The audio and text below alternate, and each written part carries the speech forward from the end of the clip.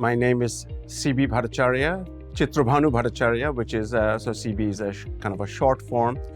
Born and brought up in Kolkata, then I did my college at St. Stephen's College in Delhi. I think the curiosity and the education of kind of the level of the folks here and their intellect, I mean, that's what attracts, that's what I find fascinating.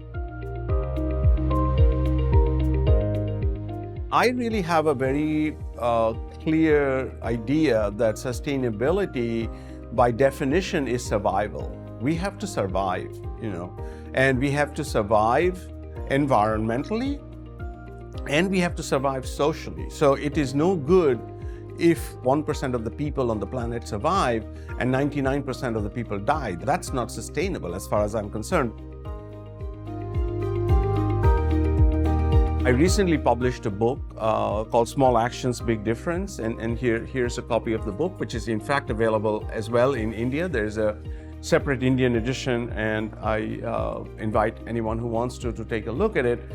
But the idea now that I'm working on is how can we engage every citizen, every employee, every consumer, every investor in the sustainability journey, as I call it.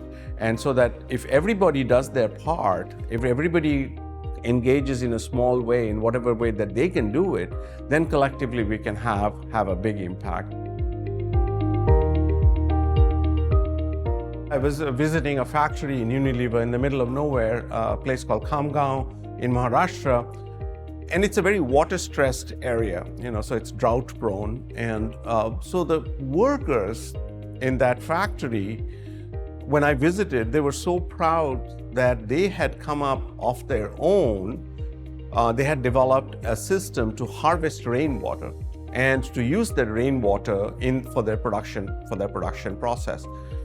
This was not something that management had asked them to do, or but when I saw them and I talked to them, the first word that actually came to my mind is ownership, that each of these factory workers have taken ownership of sustainability and they're playing their part. They're doing something that they can do in their sphere of influence so that their factory actually continues running unhindered.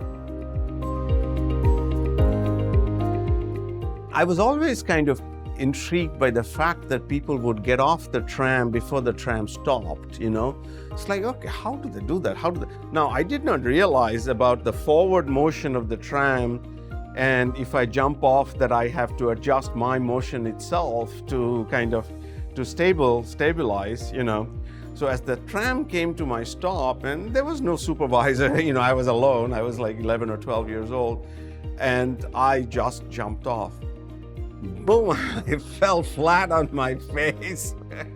The tram whooshed by, and I somehow managed to get up, and I looked around and said, did anybody watch that incredibly stupid thing that I did? And from that day on, I took my physics lessons more seriously.